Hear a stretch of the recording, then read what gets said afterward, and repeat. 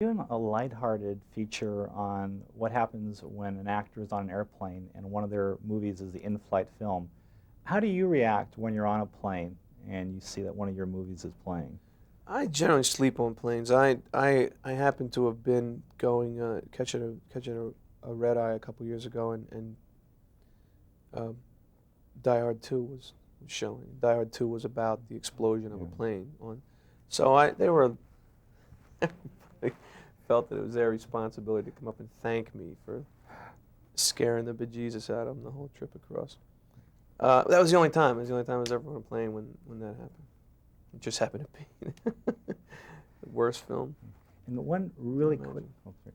Go one, ahead. one really quick question. Mhm. How good have you been at predicting the successes of your films? I'm thinking of two films, Look Who's Talking and Hudson Hawk. When you look at those two, how accurate were you when you made the films? Well, before you start shooting any film, they're all hits. They're all hits as scripts. Look Who's Talking. I really wasn't as close to it as you would think. I was asked to come in and do the voiceover work, but everybody else had worked on that film and turned in their work prior to it, and I was very surprised that it did as well as it did. I mean, that film kind of caught a hold of a notion and did really well with it. In terms of Hudson Hawk, I don't know. I mean, I liked Hudson. I still like Hudson Hawk. It had some problems. We had a lot of problems production-wise shooting it. But I don't.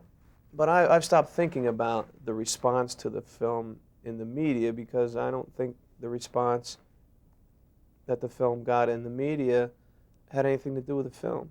I think it was my turn to catch a beating in the press, and when it's your turn, it's just your turn, and it could be a good film or a terrible film. It really doesn't have anything to do with the content. It just sometimes it's just your turn, and that's how I feel about it. The only films I've ever really predicted that I knew Die Hard 1, the first Die Hard. I had a pretty good clue it was going to be a good film. I didn't know if it was going to be a hit or not, but I knew it was going to be a good film because we kept seeing little pieces of scenes cut together, and I'd go, wow, that was pretty dramatic, or wow, that was pretty amazing. And it did turn out to be a big smash hit. And I haven't felt like that since then until I saw a film called Pulp Fiction, which I think is going to be as big as any of the Die Hard films. I mean, I think that it's just such an amazingly well-told story and a disturbing story. People are just going to go crazy for it. Bruce, you get to drive a wild assortment of vehicles in this. You got the FedEx truck, you got the VW, and you got the old Lincoln and the sleigh. Sleigh, old Lincoln. Yeah. Which was the most fun, challenging one for you? The old Lincoln was my personal favorite. It's closest to my heart. Suicide doors. You know those doors on that car? Yeah. It's a car Kennedy was killed in, by the way. So, Yeah.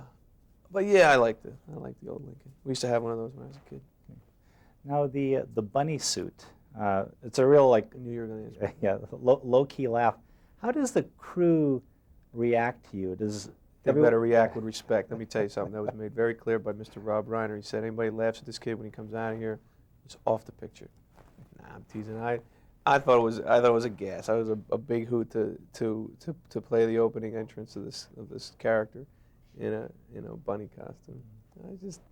I don't care, man. It's all baloney anyway. Who cares? Doesn't matter. I'm not. I got a big kick out of it. When you're acting with a child actor, do you approach that a bit differently than you would, say, an adult? Yeah, I would say I have in the past. I don't consider Elijah Woods a child actor. He has adult acting chops. He is completely professional. If he does something great on take 2, he can repeat it in take 3, which is, the mark of a talented actor, professional actor. And he's somehow smart enough in his 13 or 14 years, whatever it is, to know that it's just a game. It's just a Hollywood game, and we're all playing it, and he doesn't take it seriously. He doesn't get too shook up about it. He has a good time. He still has, while he still has a kid's viewpoint of the world, there's a very smart young adult living inside his head too.